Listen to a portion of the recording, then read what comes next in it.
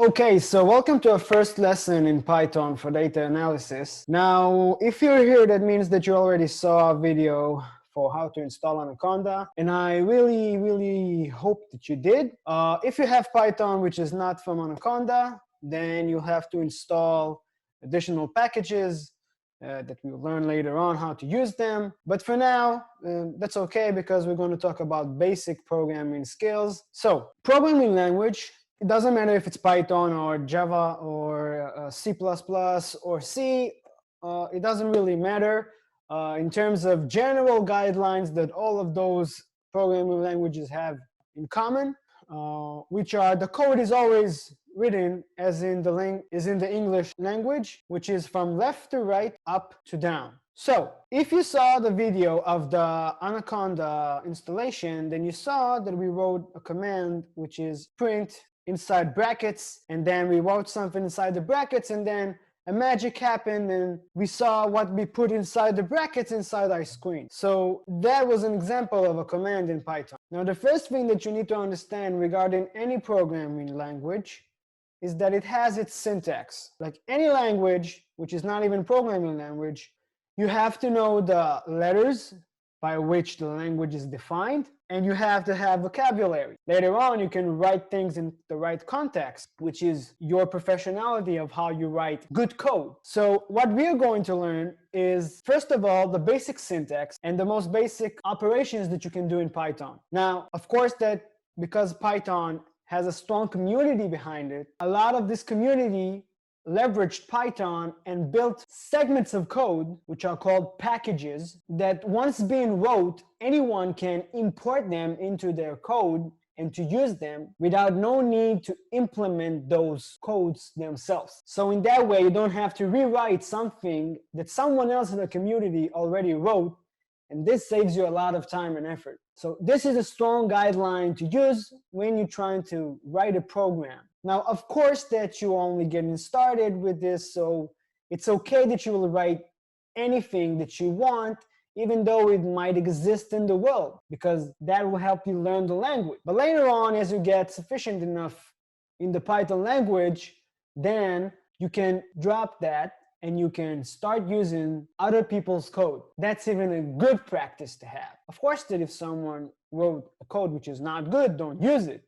But I'm talking about stable packages that a lot of the people in the industry has been using, and you can take them because a lot of people saw that it's good. Okay, so the first thing is we're going to learn is an assignment. Now, an assignment basically means we're saving some space in the memory of our computer, specifically the random access memory, to hold specific value that we want. Now, the way we wrote this is as the following. We wrote the name of the variable, which is a space holder that saves the value that we want. Afterwards, we write the mark of equal that tells the compiler, which is an engine that translates your code into something that the hardware knows how to deal with in terms of electrical pulses. So again, the equal sign represent an assignment in this case, and on the right of the equal side we have the value that we want to save in our space holder. So now in name of var we have the value 2. So when we want to access the value of name of var, we can see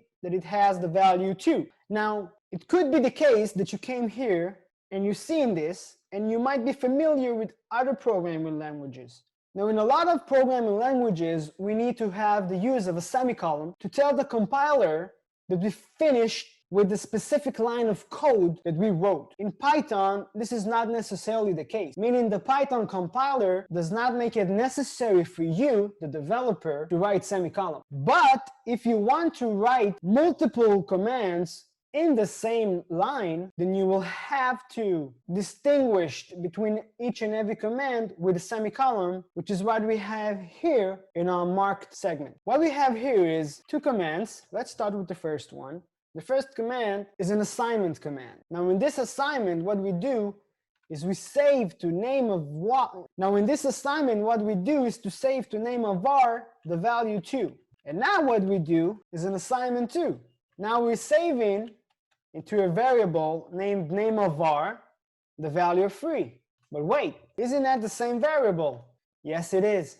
So If we'd done one assignment to a variable, and then we did another assignment to the variable, then the last assignment holds true. So the value of name of var has been overwritten by the last time we done an assignment. And because the last assignment that we done was with the value of 3, then when printing name of var to the screen, we see the value of 3 in the output. All right, so now we know how to do an assignment, which is great. Now what can we do with that? Let's see some specific things. Let's define two variables, x equal 2 and y equals 3. And now what we're doing is we're creating another variable named z, which has been assigned to be the sum of x and y. So now when we print z to the screen, we get the value of 5, because x equals 2, y equals 3, and we have 2 plus 3, then we have 2 plus 3, that's why we see 5. So that's great. We can create different variables according to previous variables. In the following command, the one that I just marked here, we see a different kind of use in the equal sign. In here, we see a variable named x, and then we have twice the sign of equals, and then we have the variable y minus 1. So what does that mean? Every time in Python that we see two adjacent equal signs, the meaning of this is actually the equal sign.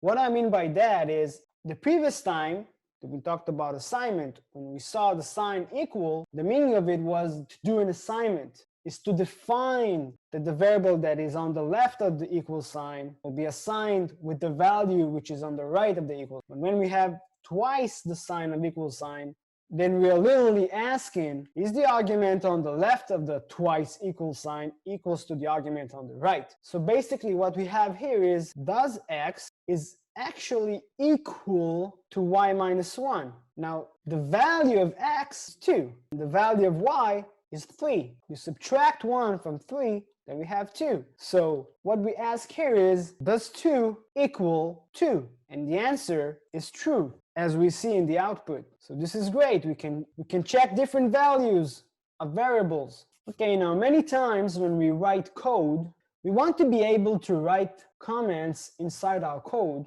So next time we will see our code, we can remember what does it mean. So in Python and in many programming languages, we have the ability to write a comment. Now, we can distinguish the comment, different lines of code, by the pound icon. And we can see that whatever is written after the pound icon, including the pound icon itself, is in the color of gray. So when we see this, we know that this is not a code, this is a comment. And when the compiler reads this line, it doesn't treat it as a code. So even if we write here something which is totally without no correct syntax in terms of Python, then it's okay and our code won't crash. Now let's see what we have under the comment. There's the letter X. There's this bunch of letters together from, it looks like a word, ZXC, ZX. We have ZXC and we have FJD, Okay, but we can see that when we run this cell, we get a name error. And we have an arrow that shows us exactly when did the error occur. And we can see that the error occurred in line 3. Well, why not in line 2? Because line 2 is X, and we defined X before. But this thing, which is